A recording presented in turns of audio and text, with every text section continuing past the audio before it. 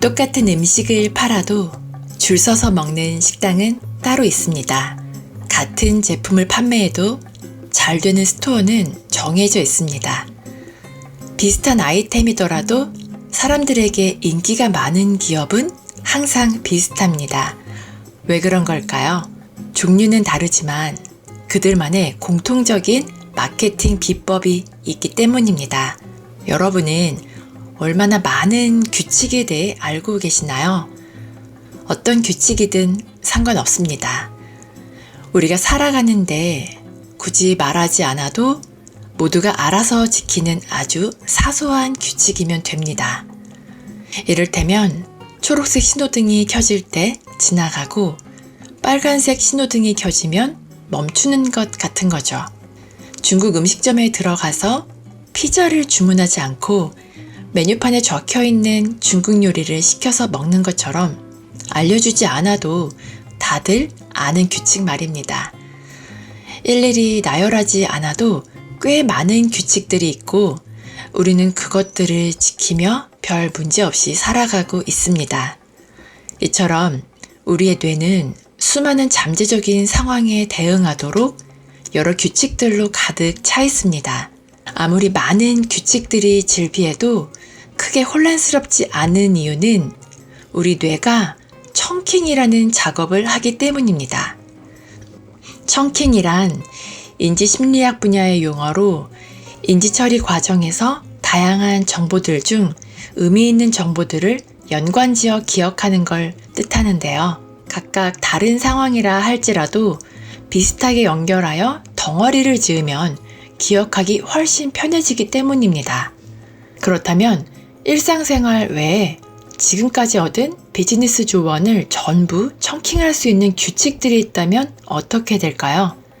새로운 정보가 확장되는 엄청난 속도에 압도당하는 대신 새로운 마케팅 이론이 도입될 때마다 혼란스러워하는 대신에 유용한 정보인지 바로바로 알 수 있겠죠.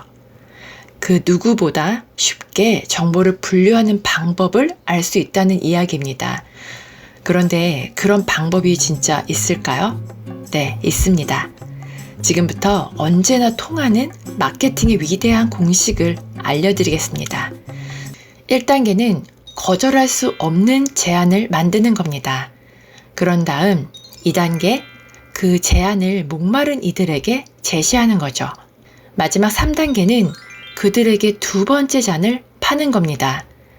이게 마크 조이너가 말하는 마케팅의 위대한 공식이며 이것이 전부입니다. 여기서 영상을 마쳐도 될 정도로 이게 마케팅 비법의 처음이자 끝입니다. 너무 간단해서 아직 잘 모르시겠다는 분들을 위해 좀 더 구체적인 설명을 해드리겠습니다. 먼저 위대한 공식 1단계인 거절할 수 없는 제안 만들기는 이렇게 하시면 됩니다.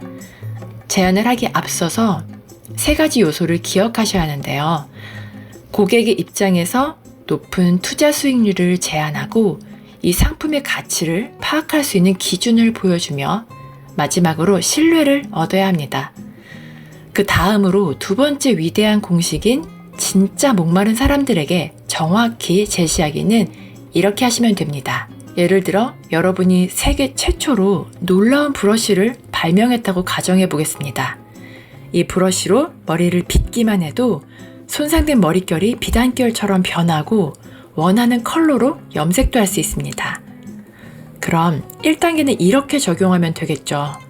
고객들에게 순식간에 머리 색깔이 확 변하고 머릿결을 개선해준다는 점을 홍보하면 됩니다. 물론 안전하다는 문구를 통해 신뢰도 얻어야겠죠.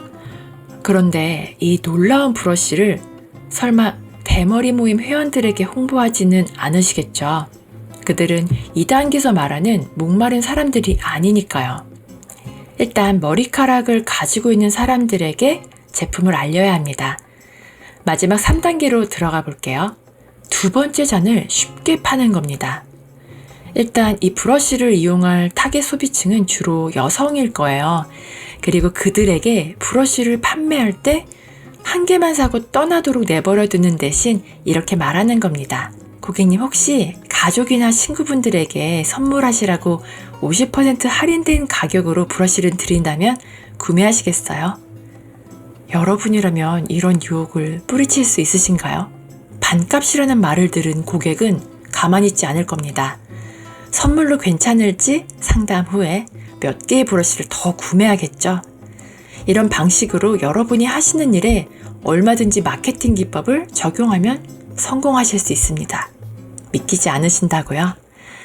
세계 역사상 가장 대단한 비즈니스 성공 사례를 살펴보면 거의 모두가 이 공식을 정확히 그대로 따른다는 것을 알 수 있습니다. 여러분이 잘 알고 있는 아마존.com, 많은 이들이 열광하는 애플, 자동차 대중화의 대표인 포드의 모델 T, 그 밖에도 많은 기업 사례가 있는데요. 그 가운데 위대한 공식을 정확히 그대로 이용하여 성공한 질레트의 이야기를 들려드리겠습니다. 불만을 느낀 여행자가 만든 또 다른 전설적인 비즈니스가 있다. 오늘날 우리는 일회용 안전 면도기를 당연하게 여긴다. 요즘 면도칼로 면도를 하는 사람은 심지어 조금 별나다고 여겨지기도 한다. 면도칼로 해야 아주 깔끔한 면도를 할 수 있다고 주장하는 이들도 있지만 나는 그러한 면도칼을 어떻게 써야 할지 모르겠다. 그래서 일회용 면도날로 다시 돌아갈 수밖에. 하지만 1895년에는 대안이 많지 않았다. 날카로운 면도칼은 남성 대부분이 선택했지만 위험하고 유지관리가 많이 필요했다. 킹 질레트는 매일 아침 일어나서 스타 안전 면도기로 면도했었다. 출장 영업 사원으로서 질레트는 많은 날을 도로에서 보냈고 종종 움직이는 기차 화장실에서 면도를 했다. 그 당시에는 그 안전 면도기가 면도칼의 유일한 대안이었다. 기본적으로 손잡이에 90도 각도로 부착된 쐐기 모양의 칼날이었다. 사용하기 쉽고 일반적인 면도칼보다는 위험하지 않았지만 질레트는 날카로운 날을 유지하기 위해 자주 날을 갈아줘야 하는 것이 불만이었다. 그는 문득 갈 필요가 없는 면도칼을 떠올렸다. 가장자리가 다르면 버리고 홀더에 새 것을 끼우기만 하면 되는 것이었다. 그는 MIT 엔지니어 윌리엄 에머리 니커슨과 팀을 이루었고 그렇게 일회용 날이 탄생했다. 목마른 군중, 그 당시 질레트와 같은 불만을 가진 이들이 많았으니 얼마나 큰 시장 규모였을까. 산업화 세상에서 거의 모든 남성은 매일 면도했다. 1915년 그는 첫 여성용 면도기를 고안했고 산업화 세상에서 불필요한 채모를 가진 모든 사람으로 시장을 확대했다. 거절할 수 없는 제한, 높은 투자 수익률 제한, 적당한 가격으로 피부를 베이지 않고 나를 갈아줄 필요가 없으며 20일에서 40일 동안 쓸 수 있는 면도칼 패키지를 구매할 수 있다. 사용자들은 정말로 돈과 시간을 아끼고 걱정을 덜었다. 시금석, 시대가 변하면서 여러 해 동안 밋밋했던 새로운 면도기입니다부터 질레트로 매년 15일 동안의 시간을 아낍니다. 1년에 50%로 면도칼 10개를 추가해서 20개 예리한 날이면 충분합니다. 날을 갈지 않아도 세우지 않아도 됩니다. 까지 여러 시금석을 선보였다. 질레트사는 시금석으로 브랜드 아이덴티티를 확고히 한 적이 전혀 없었고 오늘날에도 남성이 가질 수 있는 최고와 같은 무미건조한 시금석으로 애쓰고 있다. 아마도 질레트사가 성공하게 된 것은 이러한 시금석 때문이 아니라 위대한 공식의 나머지 항목과 초기의 시장 지배 그리고 기술 혁신 때문일 것이다. 신뢰성. 초기 소비자의 신뢰를 쌓는데 큰 몫을 담당한 홍보활동 가운데는 명예의 전당에 오른 호너스 와그너와 같은 유명한 야구선수의 증언 광고가 있었다. 두 번째 잔. 일회용 면도기는 전형적인 두 번째 잔 제품이다. 일회용이라면 무엇이든 훌륭한 두 번째 잔 전략을 만들 수 있다. 질레트는 크라운 코르크 병뚜껑 회사에서 일하는 동안 일회용품이 금광이 될 수 있다는 것을 알게 됐다.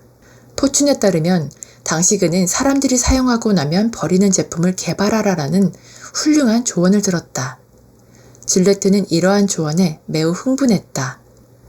이 사업의 가장 큰 특징은 면도날을 끊임없이 소비하도록 만드는 겁니다. 그러므로 사용자가 살아있는 한 면도기 하나하나가 회사에 기여하는 셈이죠. 그는 질레트사의 진정한 가치는 구매자가 평생 고객이라는 사실임을 간파했다. 하지만 일회용 면도날이 부착된 면도기 구매에 필요한 값비싼 $5를 사람들이 어떻게 받아들일지에 대한 딜레마에 직면했다. 그는 상대적으로 비싼 면도기가 품질이 좋다는 것을 소비자들에게 이해시키려고 온갖 노력을 기울였다. 그 후 1차 세계대전이 일어났을 때 새로운 소비자들을 끌어들이기 위해 대담하고 위험한 아이디어를 떠올렸다. 질레트는 입대하는 모든 군인에게 면도기를 주는 것이 어떻겠냐고 제안했다. 이렇게 하는데 막대한 초기 비용이 든다는 것을 알고 있었지만 결국 새로운 평생 고객 확보로 얻는 이익이 비용보다 훨씬 더 클 것이라고 생각했다. 회사의 경영진은 그의 아이디어에 흥분했고 이를 좀 더 발전시켜 모든 군인에게 면도기 한 개를 주는 대신에 정부의 원가로 면도칼과 면도기를 판매하는 인도주의적인 일을 했다. 정부는 이에 동의했고 질레트는 보병들을 위해 특별 금속 케이스 면도 키트를 디자인하고 군복을 입은 모든 남자라면 면도기는 꼭 필요하지요 라는 시금석을 새겨서 포장했다. 종전 때까지 정부는 350만 개의 면도기와 3,200만 개의 면도칼을 구매했다. 질레트는 원가로 판매했는데 이를 통해 질레트에 돌아간 이점은 무엇이었을까? 젊은 군인들은 새로운 면도칼에 익숙해져서 고향으로 돌아왔고 그러자 그들은 새로운 면도기의 추종자로 완전히 돌아서 있었다. 군사 독점 그 자체로는 수익성이 없었지만 결국 미래의 이윤을 낳은 씨앗이었다. 더불어 회사는 사실상 위험 부담 없이 대규모의 기반을 다질 수 있었다. 제1차 세계대전 동안의 노력으로 질레트사는 엄청난 성공을 거뒀다.